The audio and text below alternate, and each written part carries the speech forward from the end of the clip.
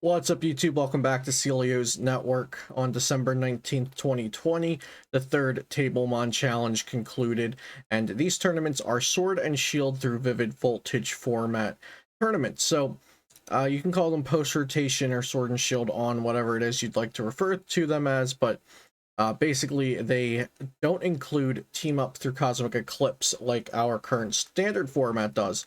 So this is a refreshing Sword and Shield on format without tag teams, without GXs. And while there are only 4 main sets and Champions Path in this format, I do think it's pretty interesting. It's a bit more fun for me to play than current standard. It's definitely not perfect. It's not one of my favorite formats ever, but I am a little more interested in this than I am in current standard format. And I actually partook in this tournament on December 19th. I ended up going 4-4 with Zacian V. But I still had some fun, had some rough draws, had some close matchups, had some tough matchups. So I wanted to look at the metagame and the results of this tournament, since I think this format's really cool. And if you're getting bored with standard format, even maybe expanded format's not for you, this is something to maybe consider, since Tablemon does have 5 more of these tournaments coming up in the next 2 months. Before we start looking at these results, though, shout out to PotownStore.com, the best place for you to get PTCGO codes. Be sure to use code Celio for 5% off. And if you're interested in the GG Tour $3,000 cash tournament the day after Christmas, that's a standard format weekend-long event. It's $10 to enter, but if you use code Celio5, all capitals on the 5, you can enter for only $5, and there's $3,000 worth of prizes in the pool. So I'll put a link with the information for that in the description down below if you're interested. So for Tablemon Challenge number 3, Zacian was the most popular deck. Now, this isn't surprising to me, since Zacian itself is just a very, very overclocked card.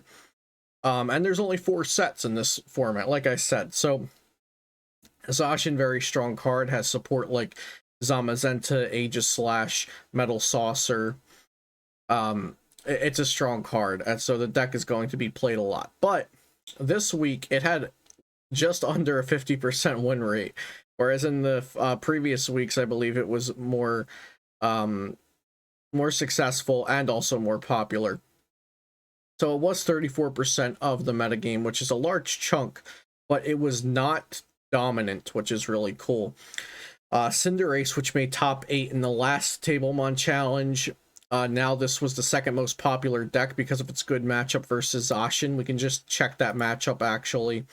Versus Zacian, it has an 80% win rate, which is pretty incredible. So Cinderace was pretty popular and did pretty well. Eternatus, 13 people played it, did pretty well. Dragapult actually had the best win rate in the whole tournament. 9 others, and then Lapras VMAX actually did pretty well as well. So Mad Party, Decidueye, some other decks doing okay. But some interesting results to look at from this week's Tablemon Challenge. So Zacian did win, but there were only 2 Zacian decks in top 8, and I think that's really cool that this metagame is actually developing like that. That we have this really dominant deck, and only 2 of it is making top 8. So people are actually testing for this format and actually metagaming for this format, which I think is really, really neat. So Zacian did get first and a top 8.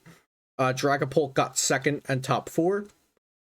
There were, 1 Cinderace in top 4 and 2 Cinderace in top 8.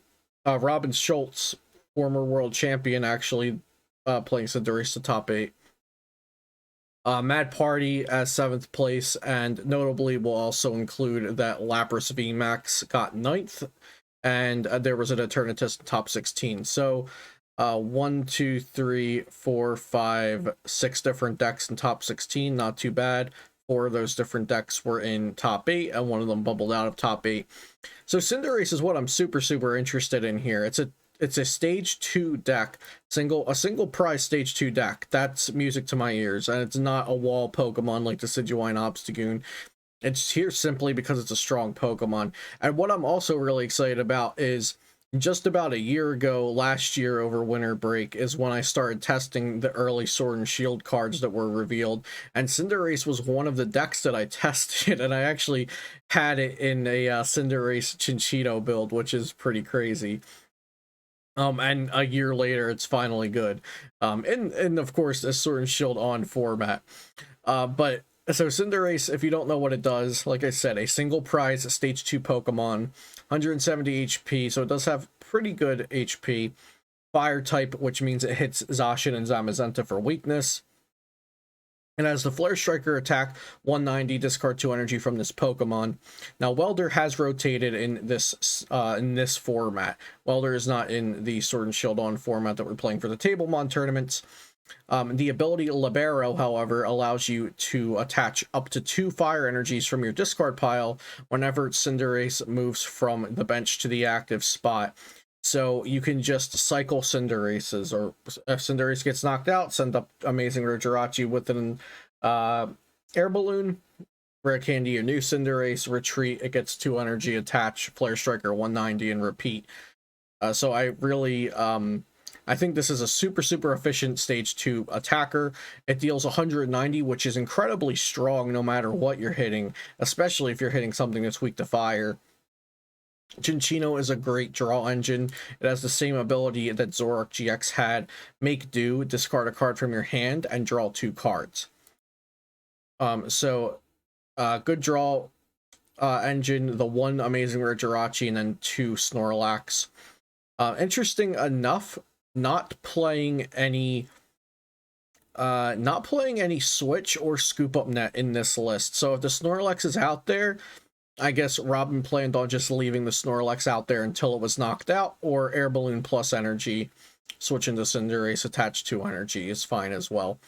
So because of the 4 Air Balloon, Snorlax has to retreat. If you attach 1 energy to your Score Bunny, they don't knock out the Snorlax. Next turn, Air Balloon attach, retreat, like I said, Libero, and you're ready to attack with Cinderace. Pretty straightforward deck. And we'll also take a look at the other top 8 Cinderace lists. So that was Robin's in 8th place. This is pretty Kanochi in top 8 as well. This one's actually super similar. Is it the same list? I think it's the same list. Okay, so top 8. If it's not the same list, then very close to the same list. And then this one is also running the Snorlax. But this one actually has a couple of 2 prize Pokemon in it, Zacian and Crobat, which the others did not. And then, excuse me, so last week, or Tablemon Challenge number 2, there was a Cinderace deck with Gossifleur in it, and I want to see if anybody copied that list for this week. Yeah, here we go. So, in Challenge number 2, the Cinderace in top 8 was playing Gossifleurs, which is just a call for family attack. Search your deck for 3 basic Pokemon, put them onto your bench, just to guarantee you're getting your Score Bunnies down. But yeah, so super interesting, super cool that Cinderace is doing well. And if you look at the top 8 in this format, you have a basic plus stage 1 single prize focus deck in Mad Party, which we'll look at in just a moment. You have a stage 2 single prize focus deck. You have Zacian, which is a 2 prize basic focus deck. You have Dragapult, which is a 3 prize or evolution focused deck. And then you have Lapras VMAX, which is also a 3 prize stage 1 3 prize or focus deck, but also including the Frostmoth for energy acceleration. We can just take a quick look at this list as well, the 9th place Lapras. But I think the variety of kinds of decks is very cool, that we have a couple different single prizers doing well, and then a couple different 2 prizers doing well, and a couple 3 prizers doing well. So that's really cool. I don't love 3 prizers being a thing, but they're not dominant right now. They're not like the main thing that's taking over this format, it seems. This format is pretty focused around playing Zacian or beating Zacian, it seems. So this is the Lapras deck. Nothing too fancy going on. 3/3 Frostmoth, 3/3 Lapras, 4 Capacious Bucket, super consistent, 1 Keldeo V, so you can attack with a non-VMAX, looks good. And now let's take a look at the 7th place Mad Party list. So Mad Party is now playing Twin Energy and Capture Energy. I saw this across several different Mad Party lists in this tournament. Something super interesting about this one is they're playing Milo, which is a supporter that has seen absolutely zero play so far.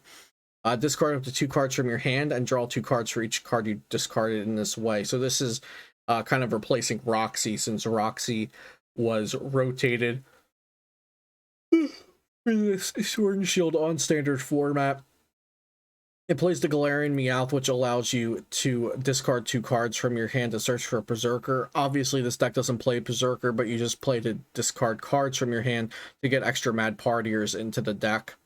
And then the 4 Twin 4 Capture are the energies. And Rotom Phone has been being played in a fair amount of decks, and I think this is a pretty good card in this format.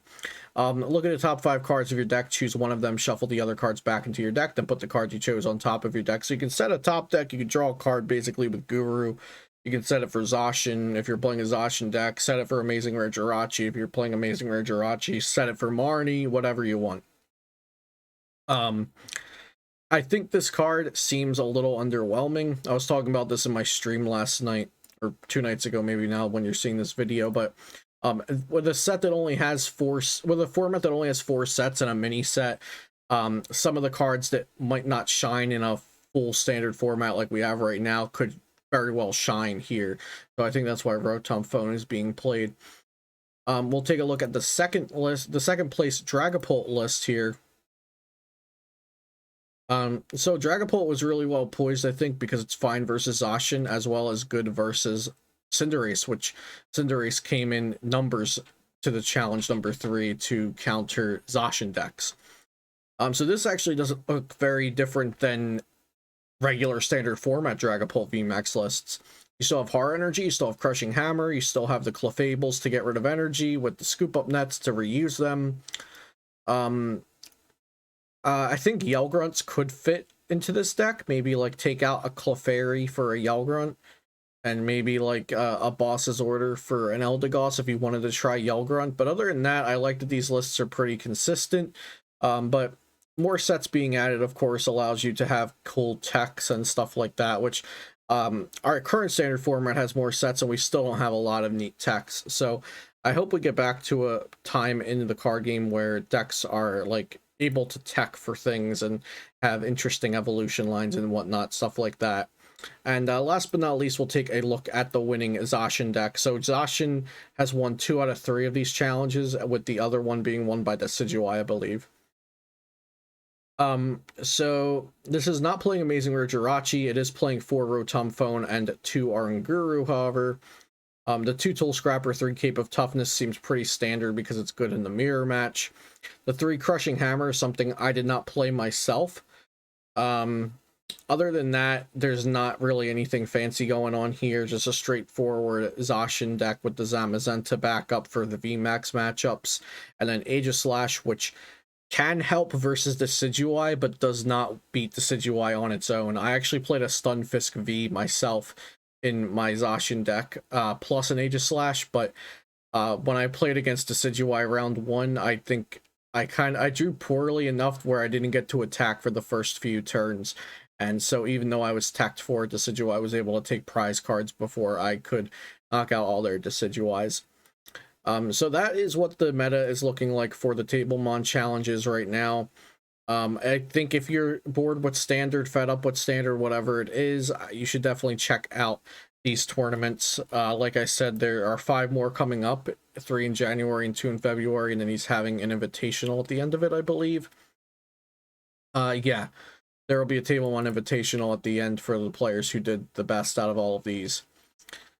So yeah, I definitely suggest trying these out, and it's an interesting metagame to have some fun with nonetheless, while standard is kind of stale in my opinion if you're not a fan of expanded. So I've been dabbling in this and expanded, and and hopefully I will get to play in the rest of these Tablemon events. So I hope you enjoyed this video. As always, check out PotownStore.com for your PTCGO codes and use code Celio for 5% off. Subscribe to the channel if you have not already for daily Pokemon TCG content. Have a great day, and I'll see you next time here on Celio's Network.